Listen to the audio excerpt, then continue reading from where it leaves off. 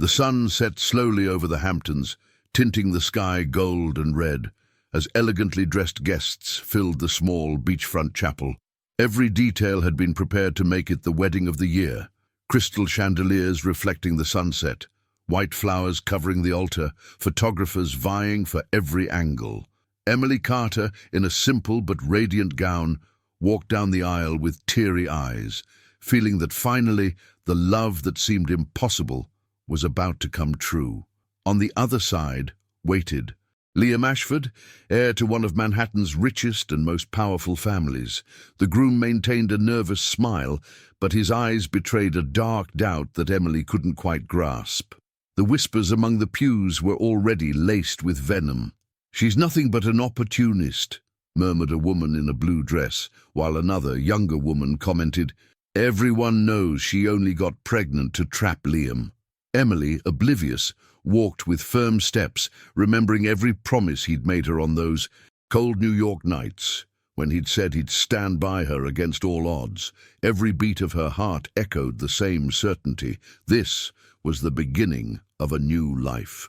But when Emily reached the altar and smiled at Liam, expecting him to hold her hands, the unexpected happened. He took a step back.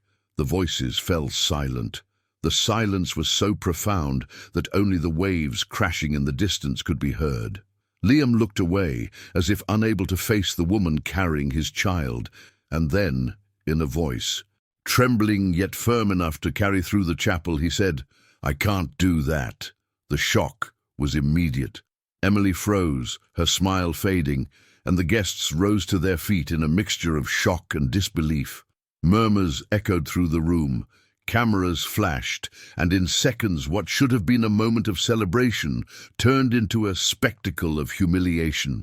Emily tried to speak, but her voice caught in her throat.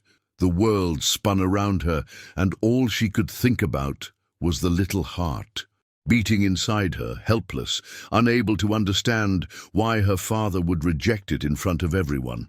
Liam's mother, Victoria Ashford, slowly rose from the front pew, her chin jutting triumphantly.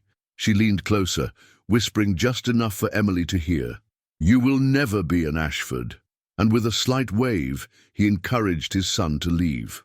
Liam hesitated, took one last look at Emily, and then turned away. The guests parted as if watching a cruel play. The photographer captured the exact moment Emily stood alone at the altar, abandoned, tears streaming down her face, and the flashbulbs turning her grief into headlines. Hours later, when the church was empty and the floor still smelled of crushed flowers, Emily sat, limp, clutching her torn bouquet. It was in this heavy silence that an elegant, steady-eyed woman approached. It was Miriam Blake, trusted attorney to the late Henry Ashford, the family patriarch. She carried a manila envelope sealed with the court seal. Miriam leaned in and spoke softly, almost in a whisper. "Tomorrow, in Surrogate's Court in New York, this document will be unsealed, and when it does, the world will discover that the true Ashford heir may be the child you carry in your womb." Emily clutched the envelope with trembling hands, not daring to open it. Her heart was pounding, but along with the fear came a spark of hope. Deep down, she knew. The story hadn't ended at the altar. It was just beginning. Emily Carter wasn't the kind of woman who dreamed of Fifth Avenue chandeliers. She dreamed of classrooms filled with curious voices, of silent libraries, and of the shy gleam in students' eyes when a story clicked. She taught literature at a public school in Queens, lived in a small apartment in Astoria, and knew by heart the Northwest subway schedules, the cheap cafes on Broadway, and the salty wind that sometimes wafted through the streets from the East River. Liam Ashford, on the other hand, came from a world Emily only saw in books, meetings on the 54th floor of a glass building in Midtown, silent dinners in vast rooms, expensive paintings on walls that told no story. He grew up learning to shake hands with just the right amount of firmness, to speak less than he meant, and to show no weakness. Between them, the city created bridges neither of them knew existed. The meeting took place at a charity event on the Upper East Side, a gala to fund school libraries. Emily was there because of a friendly principal, discreetly helping with table arrangements when she fumbled with a stack of books and nearly spilled a glass of sparkling wine on a guest's suit. Liam held the glass in the air with a quick reflex, laughed at himself, and suddenly the usual ice on his face seemed less thick. They talked about Jane Austen and quarterly reports, the Jackson Heights Children's Library, and the demands of a board that didn't know what recess was. He was surprised by her humor. She was surprised by his curiosity. Before the evening was over, they exchanged numbers, and the next day Liam sent a simple message. "The library needs more books, and I need more of your stories." There were cafes in Soho, walks along the High Line at dusk, a visit to the Museum of Modern Art, where he tried to like an abstract painting just because she did, and low-key weekends in Sag Harbor, in the smallest and oldest house on the Ashford estate, the only one Henry, her grandfather, had kept nearly untouched. Henry sometimes appeared with a fedora and a gaze that pierced through people like someone reading a document. He greeted Emily respectfully, asked about her students, and once offered her a book with the inscription, "For those who understand that inheritance is also a word." This disarmed her. Victoria, Liam's mother, watched from a distance with that politeness that bites at the inside. She called Emily nice, but shifted the cutlery when she sat at the table as if the world needed to be realigned before a foreign body. The romance grew at the pace of New York, fast in the hours and slow in the feelings that matter. Emily saw the Ashford Holdings headquarters, the marble corridors, the doors that don't open with a smile. She also saw the loneliness that stalks the very rich, the kind that no view of Central Park can dissolve. Liam, in turn, saw the noisy joy of Queens, the neighbor who lends sugar and opinions, the professors who crowdfund books, the deli boy who calls by name and saves the best bagel. Somewhere between these worlds, they both began to believe it was possible to build a third life, a life with its own language. When the pregnancy arrived, it didn't come as an anchor, it came as a flash of light. Emily cried with surprise and joy. Liam laughed with a wonder he didn't recognize in the mirror. He talked about setting up a bedroom with morning light, about learning to make pancakes on Sundays. He promised he would protect the family they were creating. But the announcement, when it made its way through the halls of Ashford, didn't find the same light. The board smiled politely. Victoria pursed her lips as if preparing for a silent war, and an advisor muttered something about timing that didn't favor a new round of investment. That's when cold conversations arose about contracts, about a robust prenup to give everyone security, about image audits that map a past even when it's just the past. Emily signed what she could without selling her soul. She accepted clauses that didn't violate her principles and rejected those that reduced her to calculated risk.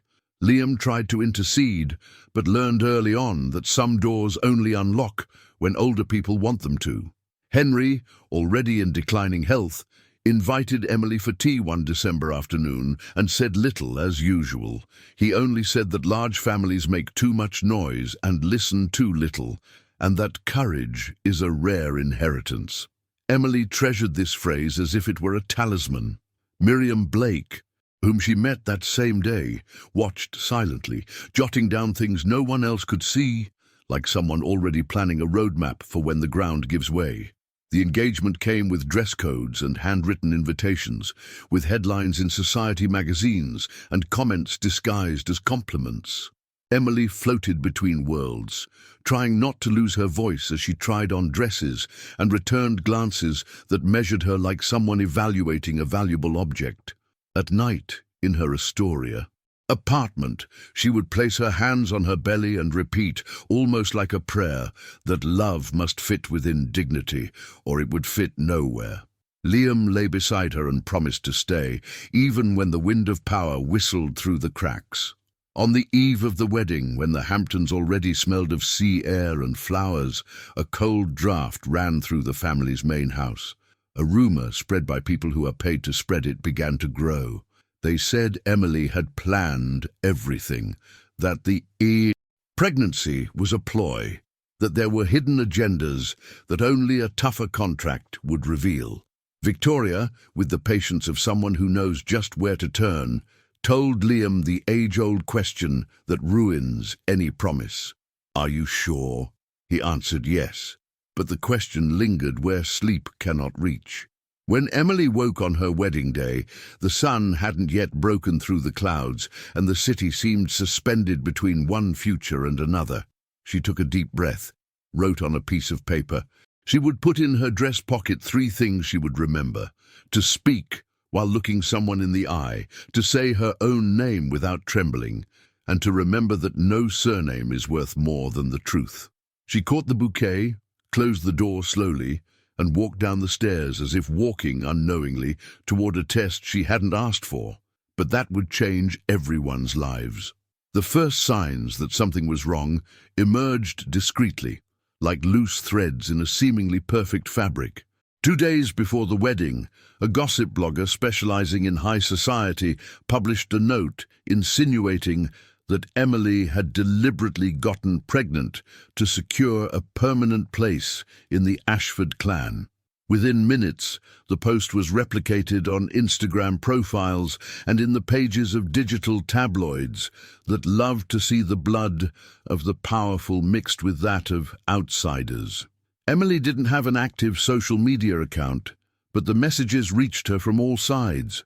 Friends called in shock, students whispered in the hallways, and even neighbors in Queens asked, with curious looks, if what they were saying was true. At the Ashford mansion, the rumor was received as a convenient truth. Victoria, ever calculating, discreetly summoned a legal advisor and an image consultant. "We need to protect the assets," she said, without ever mentioning Emily's name. A hastily revised prenup appeared before Liam, with clauses that sounded more like a judgment than a promise. They required medical examinations confirming paternity before marriage, restrictions on access to certain assets, and the obligation for Emily to sign a preemptive waiver of her membership on the company's board. The document wasn't exactly insulting, but it carried the weight of someone who didn't see her as a party, only as a risk. Liam tried to resist.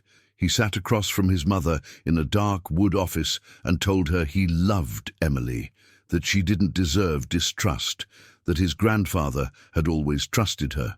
But Victoria, in a low, sure voice, replied, "Love pays no dividends, and trust without proof is naive. Do you want to lead, or do you want to be led by a Queen's professor?" Those words throbbed in Liam's mind like an invisible wound. Emily, upon receiving the document, didn't scream or cry. She simply read it silently, her eyes watering and her dignity intact. Crossing out clauses in red wasn't something she did with pleasure, but with firmness. She rejected the passages that suggested her son was a burden to be controlled. She told Liam she trusted him, but that she wouldn't sign anything that would reduce her to a permanent intruder. Liam held her hand and promised he would resolve the matter, but his eyes betrayed the doubt his mother had planted. The night before the wedding, Liam didn't sleep. He paced the mansion's bedroom, listening to the light rain patter against the windows, while messages from Oliver, his ambitious cousin, appeared on his phone. "You know she's only here for the money. Everyone knows." Each word reinforced the wall between what he felt and what the world around him demanded he believe. On the wedding day, that wall came crashing down on Emily. The chapel, which was supposed to be the setting for her dream wedding, became the stage for the greatest humiliation of her life. The rumor that the pregnancy was a setup was already circulating among the guests, fueled by whispers and sidelong glances. When Liam hesitated at the altar, it wasn't just out of fear. It was the weight of all the voices that for months had been undermining the confidence he professed to have. The moment he retreated, when he could have defended the woman carrying his child, was the moment the entire conflict crystallized. Emily realized in that evasive look that she was facing not just a divided man, but an entire structure that saw her existence as a threat. The public abandonment was not just an individual gesture, it was the temporary victory of a family that preferred appearances to truth. As he left the chapel to booze, Liam tried to convince himself he was making the right decision, the one that would protect the Ashford empire from scandal. But deep down, as flashbulbs captured his tense face, he already knew. He had crossed a line he could not erase. Emily, meanwhile, was escorted by friends to a discreet car, where she wept silently, unable to speak. And, in the silence of her tears, she vowed that she would not allow this humiliation to be the end of the story. The first reactions arrived like an organized storm, pushing open doors and windows that Emily could barely hold. In less than an hour, the phrase, "abandoned bride in the Hamptons," became tabloid headlines and notifications on the phones of people she'd forgotten existed. Gossip accounts clipped the moment Liam backed away and turned it into an endless loop. One website published a cold line saying that the wedding was postponed for personal reasons, and another, more cruel, printed, "The Queen's teacher didn't join the family. Her inbox contained everything. Co-workers offering a shoulder to cry on and tea. A principal asking if she'd prefer a leave of absence. An unwelcome ex-boyfriend saying, 'If you need to talk.' And unknown numbers demanding explanations as if they'd bought tickets to watch her life. In the Astoria apartment, the hallway smelled of garlic pasta from the neighbor in 3B and a curiosity that tried to be polite. A teenager from the building left a note on the door with a heart drawn on it and the phrase, "You deserve better." A man on the first floor, who always complained about the noise of the subway, rang the doorbell just to say, "I'm sorry, miss," and went downstairs in silence. Emily thanked him with her eyes, closed the door, and, as she crossed the living room, saw the bouquet split in half on the coffee table, as if confirming that beauty sometimes has a set time to end. She leaned her forehead against the window and stared. At the heart of Queens, the lights coming on without asking anyone, and breathed until the air stopped burning. In Midtown, the reactions were less human and more strategic. At Ashford Holdings headquarters, an impromptu meeting brought together board members, the legal department, and Victoria, who entered unhurriedly, as if she already knew the outcome and was there simply to draft the minutes. A dry statement was agreed upon, avoiding words that could become ammunition. Respect privacy, challenging times, difficult decisions. An image consultant suggested that Liam be seen entering the office the next morning, because normalcy is also a message.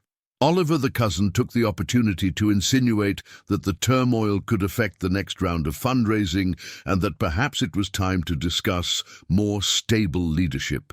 No one said Emily's name. No one said the word love. They talked about exposure, governance, reputation. Liam listened to it all with a lump in his throat that wouldn't go away. He crossed the hall under the marble that reflected his impeccable shoes and felt, for the first time, like he was walking in someone else's house. At home, the television spoke of him as if he were another man, and his cell phone vibrated with messages that varied between cowardly applause and sincere concern. He thought of his grandfather, thought of Emily holding his hands like someone holding a bridge, and thought of the moment he stepped back. He discovered then that certain decisions don't make noise on the outside, but shatter walls on the inside. Late that afternoon, Miriam Blake called Emily. Her voice carried a calm that wasn't distant. It was an island.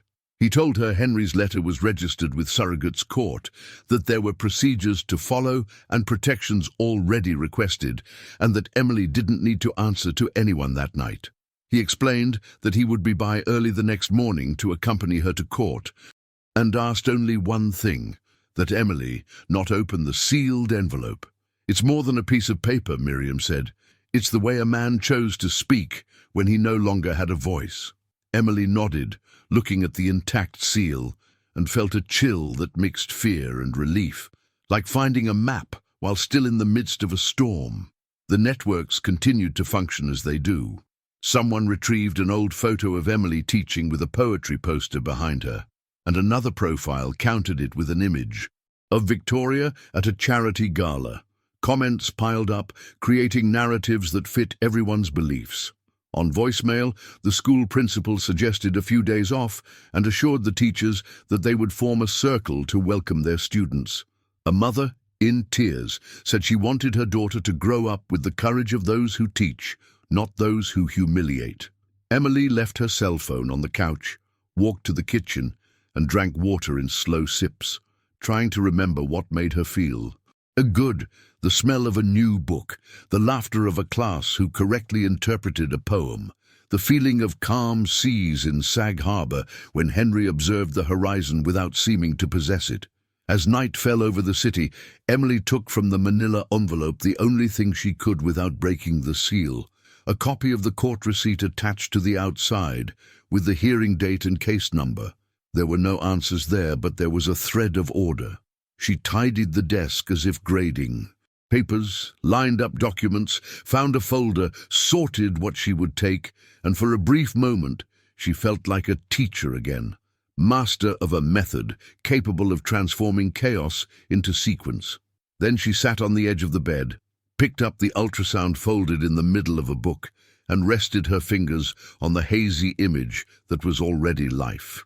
He whispered that everything was okay, even if it wasn't yet. On the other side of the East River, the Ashfords decided to go to bed early to appear.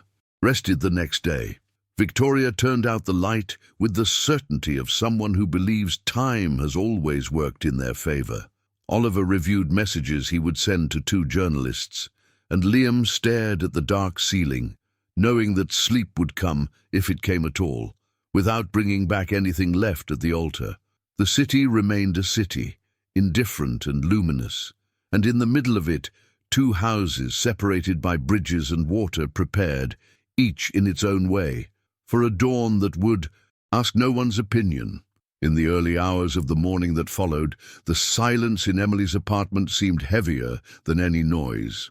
The walls, which had so often echoed with the laughter of students on video conferences and the soft songs she listened to while grading essays, now held only the sound of suppressed crying. Emily tried to sleep, but every time she closed her eyes, she saw the moment frozen. Liam taking a step back, the altar surrounded by cameras, his mother with a cruel, half-smile. The scene repeated itself like a horror film that never ended.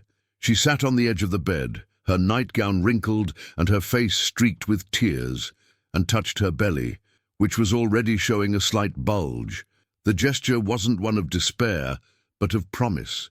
Between sobs, she whispered words she wasn't sure if they were for the baby or herself. "I will protect you. No one will take you from me. You are not a shame. You are the only thing that is right in this whole story." It was in that moment that the pain found space to transform into a primitive form of strength, as if the humiliation had planted a seed she didn't yet know how to make sprout. On the living room table, the sealed envelope seemed to pulse on its own.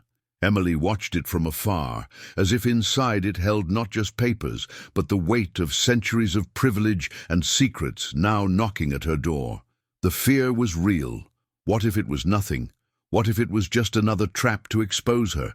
What if it confirmed everything they said about her? Still, Miriam's presence, the lawyer's firm gaze, and the memory of Henry's words, "Courage is a rare inheritance," gave her a glimmer of hope. The pain wasn't just for what she'd lost in front of everyone, but for what had ceased to exist between her and Liam. The nights he'd talked to her about running away, about living simply, about it being just the 2 of them against the world, now seemed too fragile to survive the weight of a last name.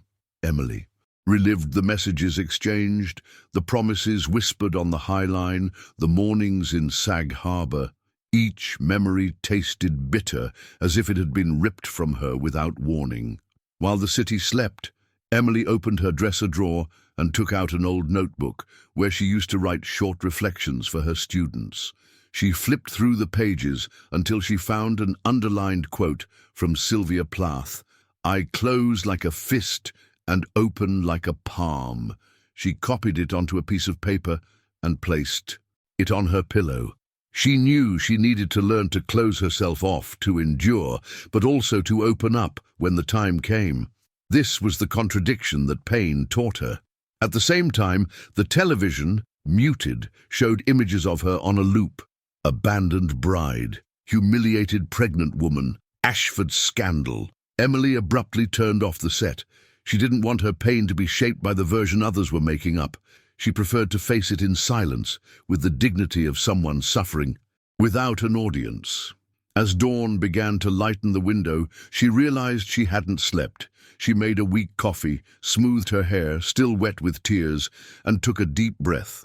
The pain was still there, sharp and immense, but there was also a quiet determination that hadn't existed the day before. Emily understood that this suffering wasn't just a loss. It was a calling. It was proof that she needed to be stronger, not for herself, but for the life she carried. Deep in her soul, amidst the newly formed scars, Emily made a silent pact. She would never let her son inherit the humiliation she had felt. If I had to face courts, entire families, or the weight of gilded surnames, I would. Because the pain Liam and the Ashfords inflicted on her that night wouldn't be the end. It would be the starting point of a fight she hadn't chosen, but which was now hers. The sun had barely risen when Emily decided she wouldn't spend the day hiding. The city was waking to impatient honking horns, the smell of fresh coffee wafting from delis, and the first workers crossing the streets with hurried steps. Yet inside her small apartment in Astoria, the air felt suspended, as if something were waiting to be revealed. Emily showered in silence, chose a simple navy blue dress, nothing resembling the shattered white of the day before, and tied her hair in a low bun. She didn't want to look like a victim, nor like a heroine. She simply wanted to be whole. Miriam Blake arrived exactly on time, with the same understated elegance as always. She carried a black briefcase. Inside the sealed envelope Emily hadn't yet dared to open. When Emily offered her coffee, Miriam declined with a gentle gesture. The energy we need doesn't come from caffeine, it comes from truth. The phrase sounded strange at first, but it brought with it an unexpected calm. For the first time since her humiliation at the altar, Emily felt she wasn't alone. The ride to Surrogate's court in Lower Manhattan was silent. Emily stared out the taxi window at the streets she had so often traversed anonymously, which now seemed to stare back at her. Miriam kept her eyes fixed on the passing buildings, as if calculating each next step. The driver, perhaps recognizing Emily's face from the news, cast a sympathetic glance in the rearview mirror, but said nothing. It was as if the entire city held its breath. Arriving at the courthouse, the contrast was overwhelming. The grey stone building, with its tall, imposing columns, commanded immediate respect. People milled about with stacks of documents, lawyers hurried past with disheveled ties, and entire families waited in long hallways, smelling of paper and stale coffee. Emily, accustomed to the noisy rhythm of a school, felt like she was entering a temple of secrets. As they waited for the hearing to be called, Miriam spoke softly so that only Emily could hear. Henry Ashford was not an easy man, but he was clear about two things: the power he wielded and the fragility he left behind when he was gone. This letter is his way of ensuring that the empire would not be devoured by intrigue. You need to be prepared, Emily. What is about to happen is not just about money. It is about legitimacy. Emily clutched the folder to her lap and took a deep breath. She remembered Henry in Sag Harbor, sitting on the porch, saying that courage was a rare inheritance. At the time, she hadn't fully understood. Now, every word made sense. The coming turnaround wouldn't come with applause or headlines, but in silence before a judge and a few people determined to fight it. It was a subtle but definitive shift. When the name Estate of Henry Ashford was finally called, Emily stood up with firm steps. As she entered the room, she felt Victoria's cold gaze and Oliver's lopsided smile. Liam was there too, but he couldn't meet her eyes. The judge, Ethan Caldwell, adjusted his glasses and asked everyone to sit down. Emily's breathing quickened, but she didn't tremble. She knew the turning point was beginning that instant, and that even without knowing the letter's contents, she was ready to face it. The hearing hadn't revealed anything yet, but something had already changed. Emily was no longer the jilted bride, reduced to a scandal. She was a woman carrying within her the possibility of changing the fate of one of New York's most powerful families. And even though no one knew it yet, she already sensed that the tide had begun to turn. The clock in the judge's chambers ticked at a time that seemed different from the rest of the city. Each second fell with the weight of an ancient decision. Judge Ethan Caldwell asked for the sealed envelope. The clerk carefully checked the seal, wrote down numbers, signed the record book, and announced in a voice that didn't tremble, the document had been deposited by Henry Ashford 3 weeks before his death, accompanied by enclosed instructions regarding custody and disclosure. Victoria kept her chin lifted like a sculpture. Oliver adjusted his tie like someone sharpening a blade. Liam, motionless, looked like a portrait someone had forgotten to hang on the right wall. Emily took a breath. Caldwell didn't break the seal immediately. He first read a short letter, separate from the main content, addressed to the court. Henry requested that his testamentary intention be preserved beyond the family's convenience, with independent verification whenever there was a dispute over the narrative. The judge glanced up briefly and rested his eyes on Victoria, not in provocation, but in recognition that some disputes carry surnames like coats of arms. He then informed them that the full reading of the appendix, the instrument that shaped the architecture of the Ashford Legacy Trust, would occur shortly, but anticipated what the introductory letter allowed. Henry had conditioned certain appointments on the existence of a specific descendant who was not born of fear. The sentence, echoing in the wood and glass air, split the room in half. Victoria cleared her throat, a vague that sounded like a protest. Oliver asked to speak, saying that poetic clauses do not build governance. The judge, impassive, reminded her that a testator's poetry becomes prose when reduced to a clause, and that its function was precisely to convert intention into effect. Miriam, beside Emily, maintained a serene gaze, as if she had already mapped out the way to navigate this minefield. She lightly rested, her hand on the table, a silent anchor. Before opening the main envelope, Caldwell drew attention to a second set of documents, consent forms signed by Henry, authorizing, after his death, the crossing of pre-stored genetic material with samples from future direct descendants, exclusively for inheritance purposes. There were chain of custody receipts, the signature of a reference laboratory in Manhattan, and a specific power of attorney delegating technical supervision to Miriam. Oliver, surprised, lost his smile for a second. Victoria regained her composure and whispered that such tests would only make sense if the hypothetical situation were confirmed. The judge took note. When he finally broke the seal, the paper creaked like old wood. Caldwell didn't read it all. He said he would read it in full in one continuous session, and for now would limit himself to passages that justified immediate action. He opened to a page marked in Henry's own hand. There, in decisive script, the patriarch spoke of his first great-grandson, born of affection, not calculation, to whom he linked not only rents, but also the moral priority of certain votes in the family holding company when he came of age, through a guardianship council. It was a binding that didn't grant full power to a baby, but it outlined the contours of a future in which the surname would have to reflect a real life, not a magazine photograph. The word great-grandchild shot through Emily with both heat and cold. It wasn't a title, it was confirmation that her pregnancy fit within a line Henry had written with tired fingers. Miriam leaned in and spoke softly. "Breathe." Emily took a breath.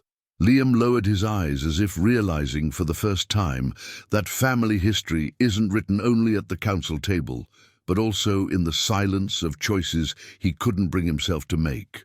The judge then established provisional measures: enhanced confidentiality, restricted family members' contact with Emily without legal intervention, and the creation of a protective fund for medical expenses and security until the birth, to be funded by the trust's assets without prejudging its final merits.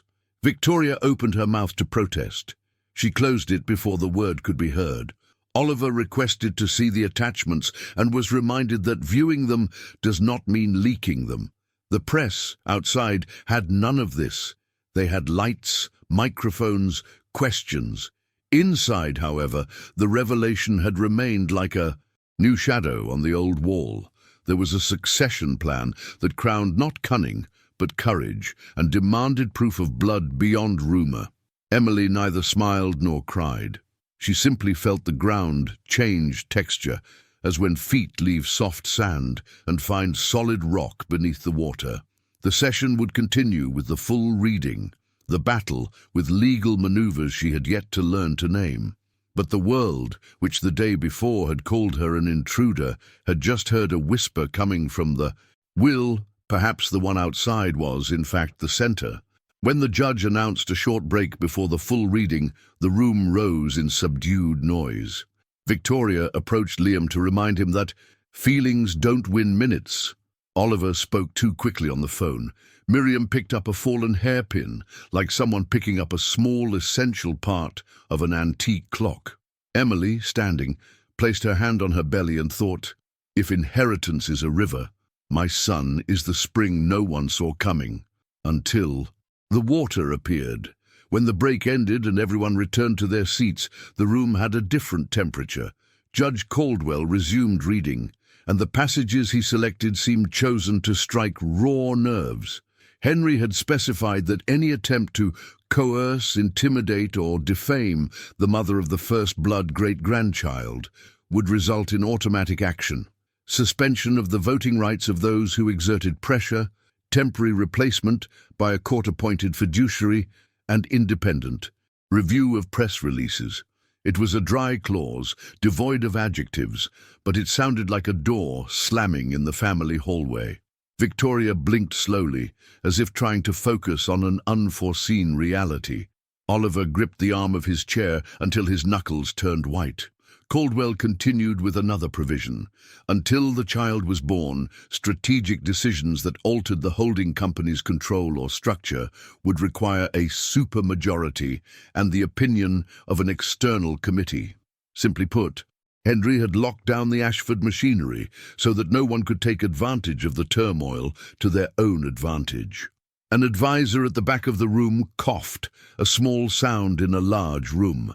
Liam, motionless, seemed to feel the true weight of the inheritance for the first time, not as a privilege, but as an obligation he had failed to honor at the altar.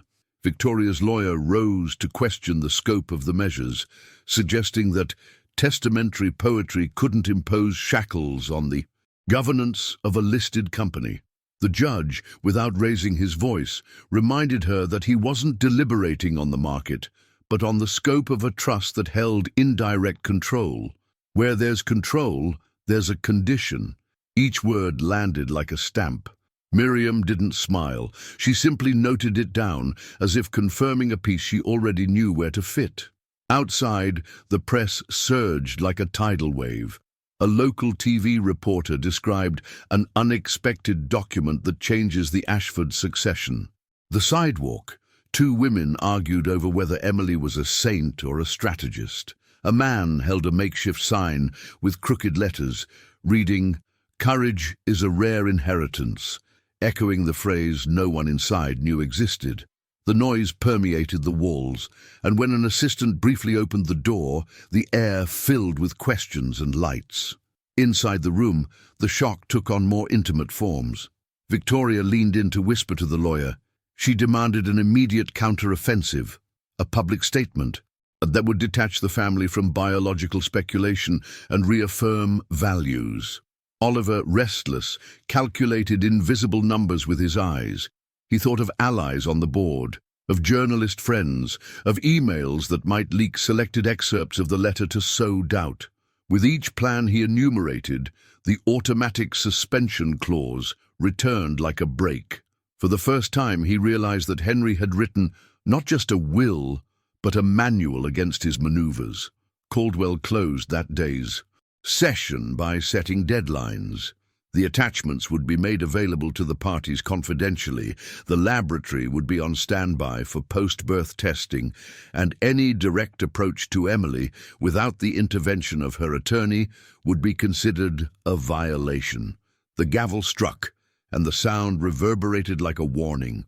Rising, Victoria straightened her coat with a gesture that for years was enough to shift an entire floor into position. Here, it wasn't enough. A court official discreetly approached Emily and led her down a side hallway away from the main door. Miriam walked alongside with the impeccable posture of someone who understands that the first victory is, sometimes, simply leaving in one piece. In the lobby, Liam seemed to want to follow them but hesitated. Victoria intercepted him with a look he'd known since childhood. She told him there was an emergency meeting with counsellors at 4, that he should take charge of the narrative, that emotions linger, that scars bleed when you don't control the story. Liam nodded reflexively, but his footsteps didn't follow immediately. He turned slightly toward the hallway where Emily had disappeared, and for a second he looked like a man out of his own family portrait. The second passed, and he followed his mother. Oliver went down the stairs 2 at a time and called a columnist. He spoke quickly, pronouncing forced interpretation and romanticization of clauses, offering context. On the other, and the silence was that of someone listening and calculating audience. "Send it by text," the columnist urged. Oliver realized that if he wrote, he would leave a trail. If he didn't, he would miss the moment. He stood silently on the curb, cell phone in hand, and with the faint feeling that this time the ground wouldn't yield to his weight. Emily and Miriam reached the street through a secondary exit. The lower Manhattan wind was colder than it looked through the windows. A photographer saw in them and raised his camera. Miriam raised her hand, not to block, but to draw an invisible line. "No questions," he said, and the man lowered the lens, perhaps out of respect, perhaps because of the lack of an angle. Emily got into the car, closed the door, and in the glass saw the reflection of a woman who was still trembling, but less so. There was no victory on her face. There was survival. At Ashford Holdings headquarters, the meeting room was already lit before 4. Screens displayed charts, and a slide read contingency plans, communication. Victoria opened the meeting by reading the same phrase she had repeated throughout her life. Family is the brand. A long-time advisor asked to speak and gently mentioned that the brand had also been built by Henry, and that if Henry had chosen constraints, perhaps it would be wise to respect them until he understood their scope. The comment fell like a drop of ink in a glass of water. It spread everywhere. Oliver retorted, "Liam remained silent," and Victoria smiled toothily, a smile that used to end debates. It didn't. The shock permeated the dusk and reached the night like a tired rumor. Influencers went live. Discreet investors sent messages asking for clarity. Queen's teachers organized a crowdfunding campaign to send Emily flowers. On the sidewalk of Surrogate's Court, the "courage is a rare inheritance" sign was left forgotten, leaning against a railing like a temporary epilogue. And as the lights dimmed in Manhattan, a stubborn feeling took hold. It wasn't just a scandal, it was a rearrangement. Power still rested in the same hands, but the hands trembled. The family, which for decades taught the city not to blink, blinked. The hours following the hearing flowed like underground rivers, invisible to most, but deep enough to move entire structures. The press published only fragments, but in the corridors of Ashford Holdings, the atmosphere was no longer the same. For the first time in decades, Victoria couldn't control the narrative with a phone call or a well-rehearsed handshake. Emily's name, which until the day before had been synonymous with scandal, began to be mentioned cautiously by market analysts, who asked in hushed tones, what if Henry really did tie the trust to her son? An internal memo circulated among advisers. Due to the clauses read in court, strategic decisions could no longer be made without external input.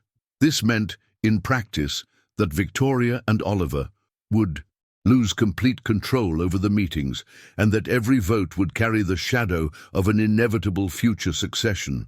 Power, which had always been silent and absolute, was now tied to a life that had not yet been born. Emily didn't follow these movements in real time, but she felt the effects. At her apartment in Astoria, she received a visit from an official delivering documents confirming the creation of a temporary fund for her medical expenses and security. The letterhead, bearing the court seal, wasn't just bureaucracy, it was recognition. For the first time, Emily felt like she was no longer walking alone against a wall. There was a law, there was a clause. There was a memoir written by Henry that cast her in an unexpected light. Liam also felt the change. Upon entering the office, he was met with mixed looks, some filled with pity, some cold, and some with expectation.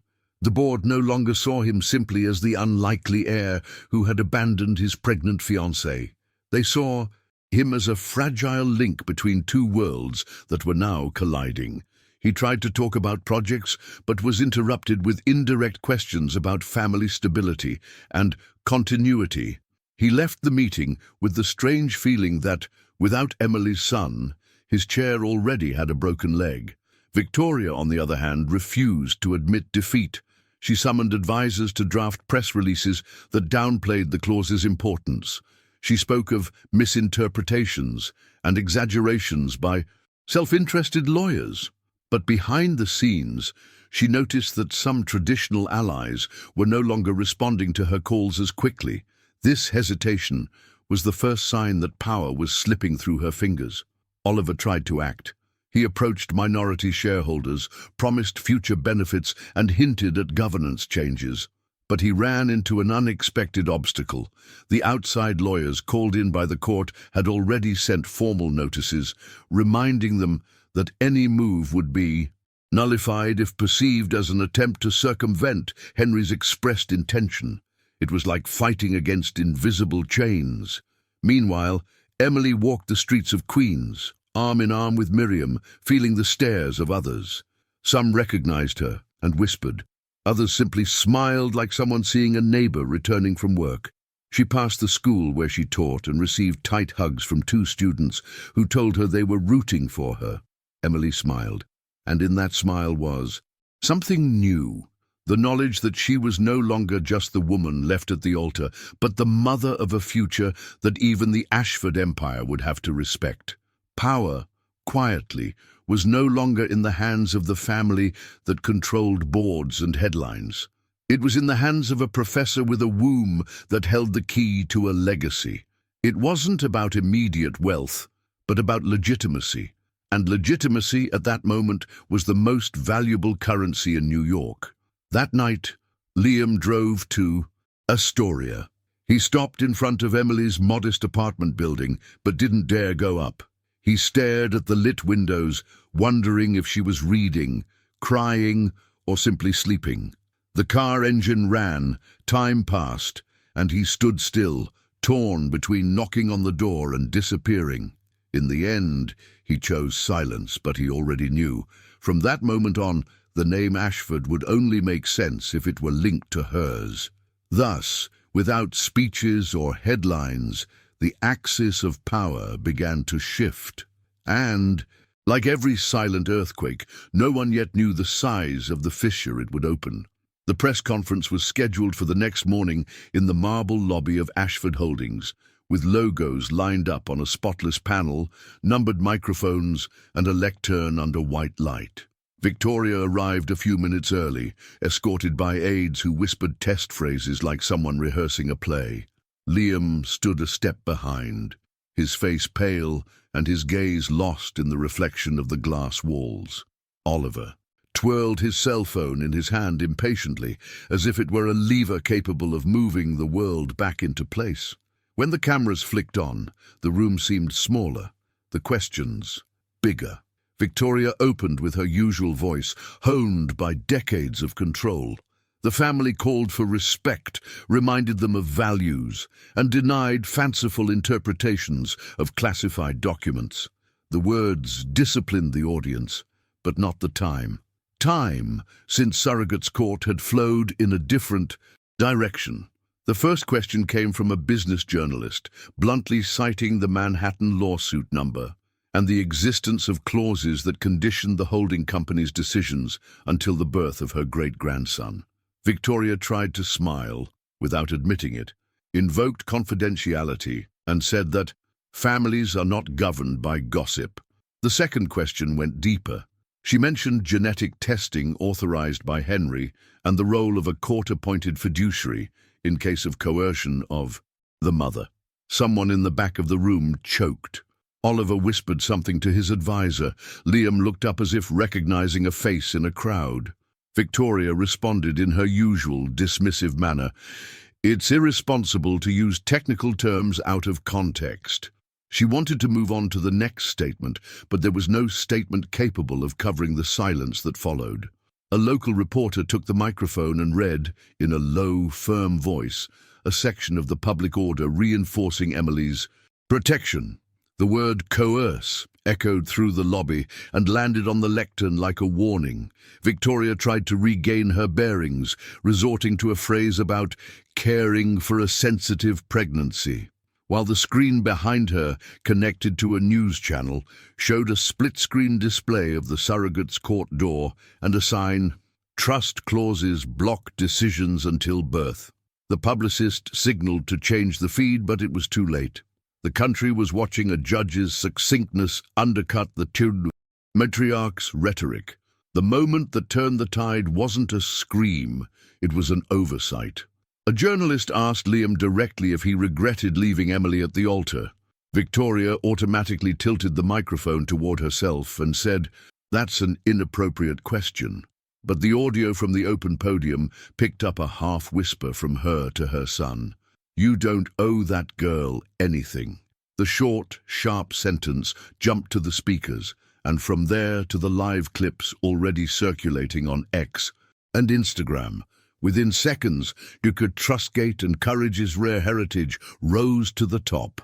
The room was divided between the embarrassment of allies and the gleam in the eyes of those who sniffed out news. The humiliation she had once experienced at the altar was now dressed in a suit. Questions that had always met with closed doors began to seep through the cracks. Whether the family would respect court orders without predatory litigation, whether they would admit to trying to impose an abusive prenuptial agreement, whether they would acknowledge that Henry had written safeguards against precisely what was being seen there. Victoria set her jaw and said that the Ashford brand does not bow to fabricated narratives. On the screen, a line graph, overlaid by the broadcaster, showed the holding company's shares falling intraday. The sound of cameras replicated the dry sound of a porcelain heart cracking. Liam tried to speak. He approached the microphone with a sentence that stuck in his throat.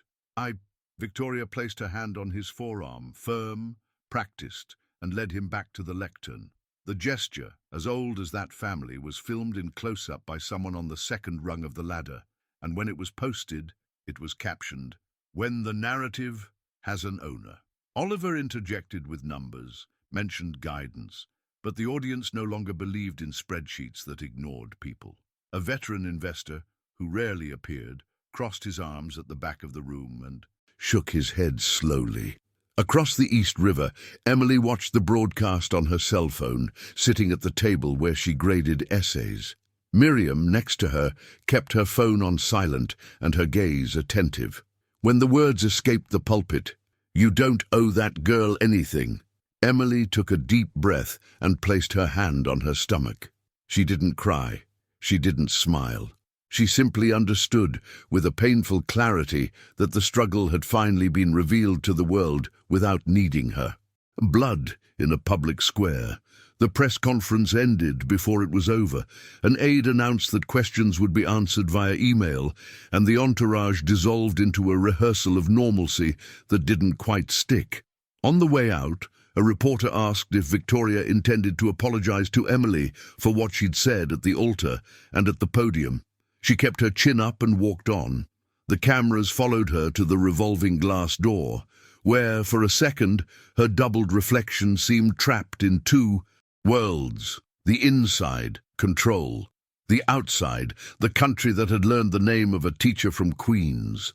As the doors closed, the humiliation had changed places. What had once been a lone woman at the altar was now a clan in front of the country, evident in the audio and gesture. The lobby regained the silence of an expensive lobby, but the echo continued through the streets, through the feeds, through the phones of advisors who, that night, would call their lawyers to ask what exactly automatic suspension of vote due to coercion meant. And as the late afternoon light streamed through the buildings of Midtown, an entire city realized that dynasties blush too, and when they blush, the mask doesn't return to the same place. On the night of the press conference, when the lights from the buildings cut across the East River like blades, Liam parked again in front of the building in Astoria. He had no camera, no publicist, no mother, just him, the steering wheel cold between his fingers, and the feeling that all his rehearsed phrases would lose their meaning the moment the elevator door opened. He ascended slowly, like someone learning to walk on ground they'd always imagined solid. Emily opened the door without surprise. Miriam, sitting at the table, discreetly gathered up her papers and said she was going to the hallway to stretch her legs. He left them alone, but stayed close enough to be an anchor if the sea decided to rise. Liam didn't ask for permission to enter. He waited for her to offer it. When Emily nodded, he took 2 steps and stopped. There were no flowers, no jewelry box reenacting broken promises. There was a simple envelope he pulled from his pocket, a crumpled copy of an ultrasound photograph, which he had kept hidden from his own pride. He placed it on the table like someone returning an object stolen from themselves. His voice emerged without embellishment. He said he loved her, that he had been a coward, that he had chosen the wrong. Family at the right altar, that his mother's words from the pulpit sounded like an explanation for all his mistakes, but that it wasn't an excuse. It was merely proof. Emily listened in silence. Her silence was no longer one of humiliation. It was that of a woman who knows that every word must stand the test of time. When she spoke, she didn't raise her voice. She said she didn't want revenge. Revenge, she explained, often feels like justice when we're still bleeding, but it exacts its toll on pieces of the soul. She looked at the ultrasound envelope and Henry's antique watch on the bookshelf, a reminder of a man who spoke little and wrote a lot. "I won't get revenge on you with our son," she said, "but forgiveness isn't forgetting. Forgiveness is a contract, and contracts have clauses." Liam swallowed hard. Emily listed it without drama. He would apologize publicly, not in the form of a press release, but in full, with her name on it. He would respect the court's orders without seeking shortcuts. He would cut the invisible cord that bound him to Victoria's command in decisions concerning her and the baby. He would seek help, therapy, truth, any encounter that forced him to face his own fear. And finally, he wouldn't ask for back what he'd broken at the altar. He would help build something that never existed, a safe place for their son, with schedules, appointments, a real presence and silence when silence was caring, not running away. "I don't know if I can do it all at once," he said, with the awkward honesty of someone unlearning their posture. "But I can start." Emily nodded. "Start by accepting that forgiveness isn't a prize. It's a bridge. And bridges fall if we rush across them." Miriam knocked lightly on the door and entered, only to remind her that the law was also part of this conversation. She brought a simple document, a statement that Liam agreed to abide by the judge's restrictions and not to contact Emily without a proxy when emotions overrode reason. Liam signed without negotiation, a small gesture that carried more weight than larger promises. "This isn't to keep me from you," Emily said. "It's to protect us from ourselves." They walked down to the street to breathe the cool air of Astoria Park. The arch of the Triborough Bridge gleamed in the distance, and the river flowed obeying only gravity. They walked side by side, without touching, to a weather-beaten wooden bench. Liam spoke of his grandfather, of how Henry would shout without raising his voice, of how he seemed to like Emily not out of opposition to the family, but because he saw in her something that was rare in the Ashfords: courage without show. Emily spoke of the fear of waking up in the middle of the night and not knowing if she was crying for herself or the baby. She also spoke of the girl in the building who had left a note with a heart drawn on it, and how that had given her back a piece of the world that didn't depend on surnames. When they returned to the lobby, Liam paused in front of the elevator. He said he would come to the office the next day, not to undo what the judge had said, but to say the judge was right. He would tell them in person that he would respect the process, that he would not allow attacks on Emily, that he would stay away from decisions affecting her until their child was born, and that he would begin to make amends out loud for what he had silently destroyed.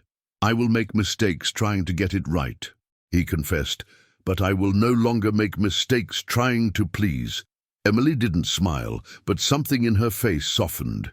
She didn't promise reconciliation, she promised a path. She said that if he kept his pace, they could learn how to be in the same sentence without turning his son into a subject of war. Inside the apartment, she turned off the living room light, and the city fell into darkness, as if understanding the end of a chapter. Miriam closed her pen case with a brief click. Liam, already at the door, hesitated for a second, and then left on the small table something that needed no words. The cufflinks Henry had given her at 18, silver with an H engraved on them. "I don't deserve to wear them until I do," she said. Emily neither took them nor returned them. She left them there, as if the house decided her fate. As the door closed, Emily leaned her forehead against the wood and listened to the footsteps retreating down the hallway. There was no victory in that moment, no sentence. There was choice. She turned on a small lamp, rested her hand on her belly, and repeated to herself and to the growing life, "Courage is a rare inheritance, and here it begins without shouting, without an audience, without revenge, only with a forgiveness that knows its own price." The dawn that would change everything arrived shrouded in sirens and hurried footsteps. Emily went into labor early, on a rainy night when the subway stopped at every station, and the Queen streets smelled of wet asphalt. The contractions came fast, so intense that she barely had time to call Miriam, who was already on her way in the car. At the hospital, corridors lit by cold lights opened before her. Nurses rushed to prepare the room, and the sound of the heart monitor mixed with the irregular rhythm of her breathing. Meanwhile, in Midtown, an emergency meeting was taking place at Ashford Holdings headquarters. Oliver was fervently trying to convince counsel that it was time to reinterpret the trust's terms before the birth upset the balance. His lawyers had filed a preliminary injunction requesting a stay of Judge Caldwell's measures, claiming that the succession situation was still uncertain. The request arrived at the courthouse just as Emily was being placed on a stretcher, and Miriam received a call from a fellow attorney warning them that they needed an immediate response. Judge Caldwell, awakened in the middle of the night, called an emergency hearing via video conference. Oliver appeared in an ill-fitting suit, Victoria with a rigid expression, and Liam, sitting in the shadows, seemed merely a spectator. On the other side of the screen, Miriam argued that the ongoing labor was precisely the proof that the will should be respected. Caldwell listened to both sides and, without hesitation, reaffirmed the validity of the clauses, ordering that the laboratory be called immediately to collect genetic samples. "The birth is imminent," he said, "and there is no law that suspends life once it decides to begin." In the delivery room, Emily struggled with pain and fear. Sweat dripped down her forehead, and she clutched a nurse's hand as if it were her only anchor. Miriam entered the room just before the final staff-authorized expulsion and took her other hand. "You're not alone," she repeated. Liam, after hesitating in the lobby, entered with the look of someone who knew he had no more excuses to offer. He didn't apologize. He didn't make a speech. He simply approached, knelt beside the bed and let Emily crush his fingers in her final effort. The baby's cry broke the silence like a pure siren. Small, fragile and red, but whole, he was placed on Emily's chest. She wept, not in pain, but in relief, in victory, in certainty. Here was the true heir, not just to a fortune, but to a story she had refused to let end at the altar. Liam wept too, but silently, his wet face unable to hide the mingled guilt and rebirth. Hours later, still at the hospital, court official arrived accompanied by a laboratory technician. They discreetly collected samples, following protocols Henry had laid out. Emily watched in silence, understanding that her son was already carrying more than he should have. Miriam, at her side, assured her that all the measurements were correct. Days later, the results would confirm the obvious. The child was a direct descendant of Henry Ashford, and therefore the rightful heir designated by the trust. The news spread through New York like wildfire. Investors breathed a sigh of relief. Newspapers splashed headlines in huge letters, and hashtags that had previously spoken of the scandal now celebrated the birth. The heir no one expected became a recurring phrase on talk shows, and the image of Emily leaving the hospital with the baby in her arms spread around the world. On the other side, Oliver disappeared from meetings. Victoria silenced her public agenda, and even her most loyal advisors recognized that power no longer belonged entirely to them.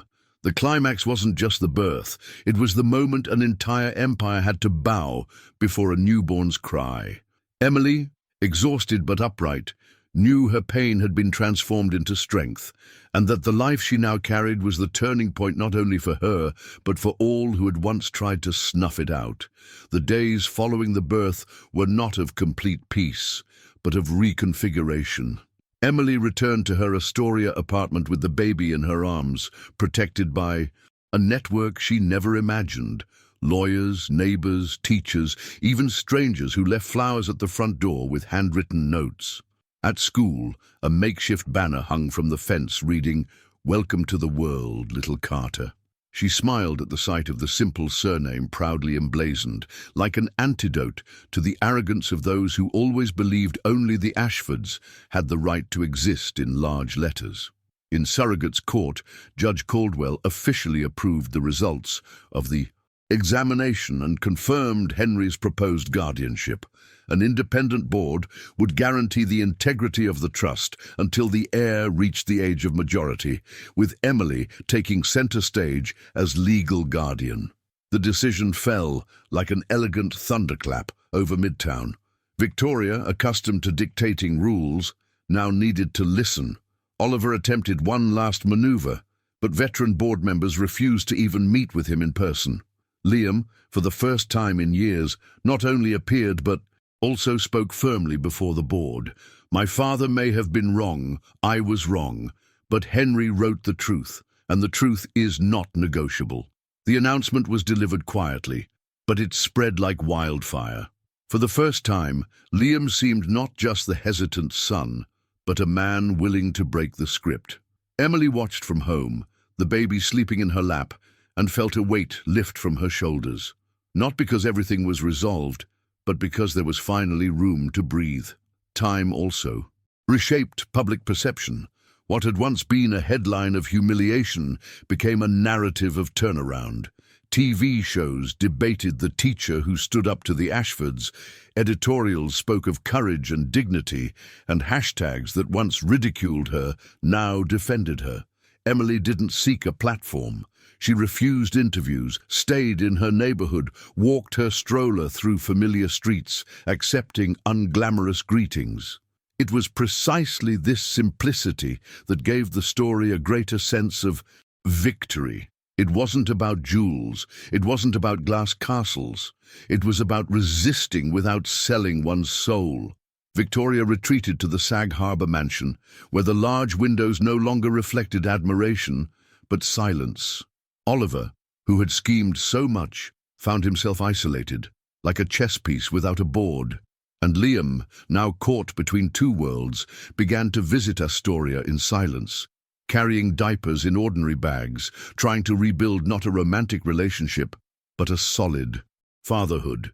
Emily didn't forget the empty altar, didn't forget the weight of humiliation, but she understood that life isn't sustained by the past.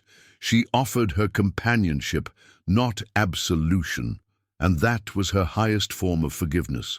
Not returning the pain, but not allowing it to define the future.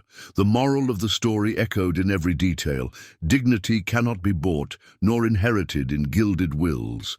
Dignity is the invisible thread that sustains those who choose not to bow to life's unfairness. Emily discovered that the power of a surname may open doors, but it is character that determines whether someone deserves to walk through them. Her son would inherit not only the Ashford fortune, but the courage of a mother who refused to accept that humiliation was her destiny. As she walked with her baby through the park one afternoon, a woman recognized her and whispered, "You taught me that you don't have to be rich to be strong." Emily smiled. She didn't want to be a symbol or a flag. She just wanted to live in peace, but she understood that her struggle in some way was also a lesson for others. And so, from pain to rebirth, from humiliation to silent victory, Emily's life transformed. The empty altar became just a memory, the cry of a newborn, the music that sealed the turning point. Because in the end, Henry was right. Courage is a rare inheritance. And Emily Carter, a Queen's teacher, proved to the world that this inheritance isn't born of surnames. It's born of choices.